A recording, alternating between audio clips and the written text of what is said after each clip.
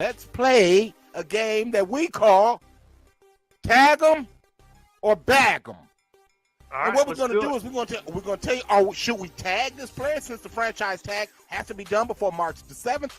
Or do we bag them, give them the bag, or we bag them and tell them to get the hell out of town? We're going to either tag them or bag them. Let's start it, man.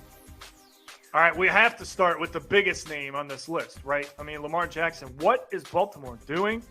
I understand there are some concerns about his durability on the field, Steve Taylor, but you have to be able to put those aside, and you have to pay this man. Bag him.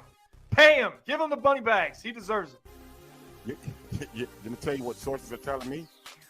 They're going to give him the tag, the exclusive tag, because there's two types of tags, non-exclusive and exclusive.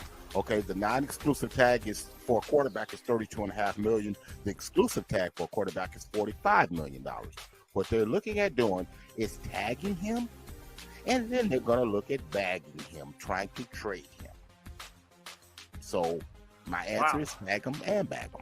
Well, all right. I mean, how do you trade Lamar Jackson? I don't know. I guess that's why they're there and we're here, right? Yeah. All right, here's another big one. The defending champions have a decision to make on their offensive line, Steve. Orlando Brown, tag him or bag him? Well, my sources are telling me that they're going to bag him. They're going to pay him. They're going to work out a deal with him, and Orlando Brown wants to be there. I mean, who wouldn't want to be there, man? All you have to do is protect the most productive quarterback in NFL history for the first 5 years. So you got to bag him. Yeah, you've won 2 Super Bowls out of your last 5 seasons. Those are pretty good odds. I agree with that. All right, this is a difficult one, I think, for ownership because he had a hell of a season. He made the Pro Bowl. He really came out of nowhere, Steve, and was one of the 10 best quarterbacks in the NFL. So what do you do with Geno Smith?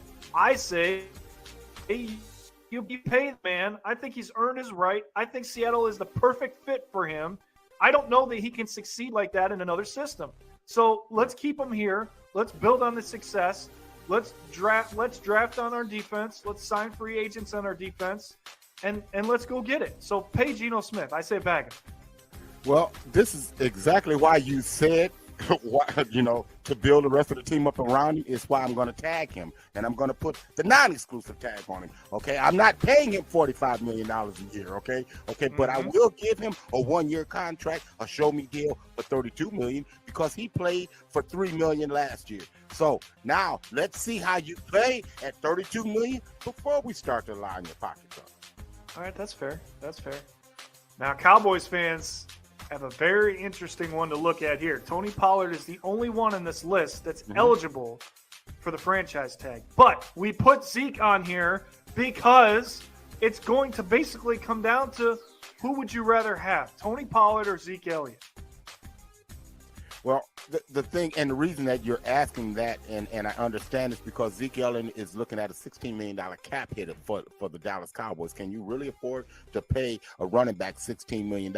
So my answer to this question, you want to tag one and bag the other one. I mean, you want to tag Tony Pollard because he's in the last year of his contract. Let's tag him and get him paid on a non-exclusive.